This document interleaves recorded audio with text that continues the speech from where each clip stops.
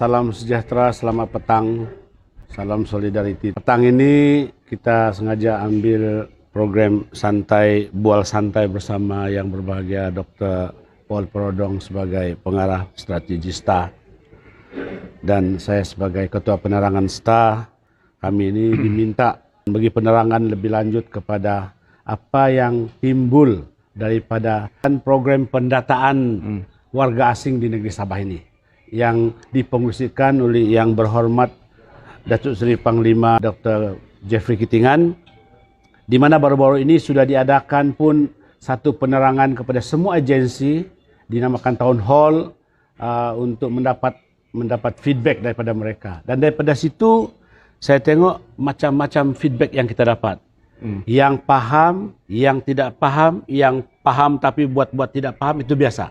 Jadi pada pendapat doktor, atau boleh mungkin terangkan kepada umum secara biasa, apa sebenarnya tujuan atau apa sebenarnya pendataan ini? Oke, terima kasih Tuan Jalumin. Sebenarnya saya suka dengan tadi itu yang cakap ada orang paham, ada orang kurang paham atau tidak paham. Buat Pak. Itu pun kita expect, kita jangka benda ini berlaku. Sebab ini benda yang sebenarnya bukan baru, tetapi mungkin terminologi dia agak asing, pendataan, jadi orang agak keliru. Jadi itu tidak apa, kita akan ada banyak masa untuk menjelaskan supaya mereka lebih paham. Tetapi ada juga pihak yang langsung kata, oh, kami tidak menyokong. Langsung menolak? Langsung menolak, membantah, membangkang dan sebagainya. Jadi bagi saya alu-alukan. Kalau ada yang berpikiran kritis, yang kritikal, tidak mau menyokong, terima bulat-bulat, ini sebenarnya sangat bagus. Sebab kalau tidak ada suara-suara begini, ini tidak memberi desakan, tekanan kepada kerajaan negeri untuk lebih bertanggung jawab, untuk lebih berhati-hati dalam melaksanakan ini. Sebab ini perkara masalah bersama. Betul. Ini masalah kepentingan negeri Sabah. Jadi kalau ada suara-suara yang begini, ini bagus. Ini sebenarnya membuka ruang untuk kebebasan bersuara. Jadi saya kira kerajaan negeri cukup positif dengan ini. Cuma saya mau berpesan sajalah, kalau mau bersuara itu biarlah ada data dia, ada maklumat dia. Jangan hanya untuk memburu-burukan pribadi. Itu sebenarnya tidak produktif lah. Ya, saya percaya dengan itu. Apapun kritikan komen yang kita terima itu, kita terima secara positif. Dan kita akan cari jalan bagaimana untuk mereka lebih paham. Ya, apa yang dikatakan dengan pendataan? Nah, pendataan ini sebenarnya satu exercise, satu inisiatif kerajaan negeri untuk mengintegrasikan pelbagai agensi kerajaan yang selama ini berhadapan menangani warga asing. Ya. Ada banyak agensi kerajaan, pihak polis, pihak immigration, pihak MKN, pihak jabatan buruh. Ya, semua ini mereka berhadapan dengan isu-isu warga asing. Ya. Dan mereka mempunyai data masing-masing.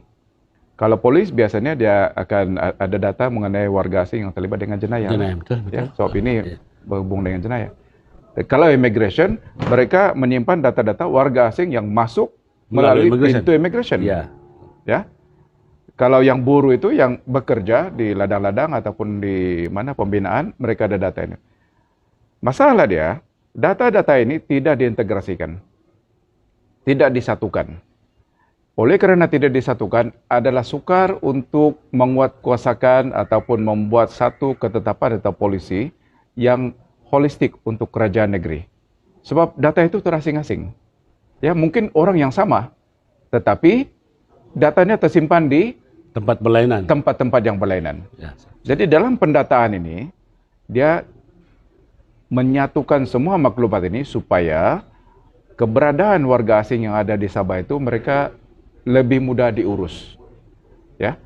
Diurus itu nanti kita lihat selepas ini macam mana itu pengurusan dia. Itu kita akan sentuh kemudian pengurusan. Itu tujuan. Sekarang ini pendataan saja dulu yang kita cerita. Jadi, kita mau mengumpul maklumat itu dan kita integrasikan di bawah satu sistem maklumat yang terintegrasi. Ya, ini yang dimaksudkan dengan pendataan. Saya difahamkan juga, Dokter, kategori warga asing yang ada di Sabah ini, kadang-kadang orang bilang PTI, tapi PTI itu cuma salah satu daripada warga asing yang ada. Itu betul. Itu PTI ini adalah warga asing yang saya paham yang tidak ada dokumennya. Masuk secara haram lah, begitulah kan. Tanpa izin. Dan kita tidak tahu di mana dia, siapa dia. Ya.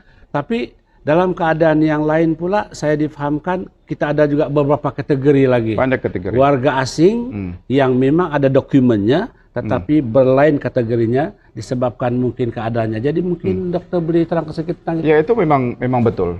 Bila orang bercakap tentang warga asing, dia hanya cakap pasal PTI. Tapi PTI itu betul, hanya salah satu jenis warga asing yang ada di Sabah. Kita ada mereka yang sudah memegang MyKas. Ini dipanggil kad pengenalan sementara. Ini sudah ada. Mereka perlu memperbaharui kad pengenalan ini. Setiap 5 tahun dia perlu perbaharui, bayaran dia Rp40. Yang saya paham MyKas ini kalau tidak silap adalah orang-orang yang lahir di Sabah, dibagi surat beranak di Sabah, tetapi ibu bapaknya bukan warga negara. Jadi mereka dapat MyKas. Oke. Yang kedua, ini memang sudah ada kan. Yang kedua, ada juga yang pemegang IMM 13. Oh, oke. Ini kadang disebut juga pas lawatan ataupun pas kerja. Jadi ini mereka juga adalah warga asing. Dan IMM 13 adalah satu dokumen yang diiktiraf oleh Kerajaan Malaysia, diiktiraf oleh Filipina, sebab dia dikeluarkan di bawah panji-panji bangsa-bangsa bersatu. Betul. Jadi ini juga adalah kategori warga asing. Mereka bukan PTI ya. Dia warga asing. Mereka adalah warga asing yang berdokumen. IMM 13. Okay. Jadi kita selalu pikir kalau IMM 13 itu mesti warga negara Filipina. Sebenarnya ada pemegang IMM 13 yang berasal daripada Indonesia. Mereka ada juga memegang IMM 13. Mungkin ini tidak ramai, tetapi ada juga. Jadi bila kita cakap tentang mengirim hantar pulang apa semua ini, kita kena hati-hati. Jangan terkirim yang ada IMM 13. Bukan terkirim yang kita benarkan berada di sini, yang diakui oleh bangsa-bangsa bersatu, yang diakui oleh Kerajaan Malaysia pun kita terkirim sekali. Ini salah. Lepas itu ada juga yang ini bajau laut. Nah, bajau laut ada yang sudah mendapatkan pengenalan, ada yang tidak mendapatkan pengenalan. Kenapa? Sebab bajau laut ini mereka konsep negara bajau laut ini dia tidak sama dengan konsep negara kebanyakan masyarakat di dunia. Konsep negara bajau laut dia hanya melibatkan air. Sebab mereka duduk di air. Yang ini yang pelau tuh kan? Yang pelau. Oke. Tetapi kebanyakan masyarakat ini dia mesti ada tanah dan air. Negara kita ini mesti ada tanah, land. Tanah dan air itulah Sabah tanah air, bukan ada tanah dan air. Tetapi dalam masyarakat falsafah kenegaraan bajau laut hanya laut saja, hanya air saja. Itu sebabnya kedudukan bajau laut ini unik. Di Filipina sendiri pun mereka tidak diterima kalau dari seberang, dia bilang. Kita di sini pun kalau dari seberang, pasal dia dari laut kan? Padahal di laut. Padahal itulah dia punya negara. Okay. Jadi kedudukan mereka unik dan saya percaya kita memerlukan pendekatan yang khusus untuk masyarakat ini. Iyalah. Kalau kamu hantar dia di mana? Betul. Antar pergi laut saja lah. Antar pergi laut saja. Ya, tapi sampai jadi, bila. Kita perlu pendekatan yang khusus untuk ini, tetapi apapun pendekatan itu, dia bermula dari pendataan.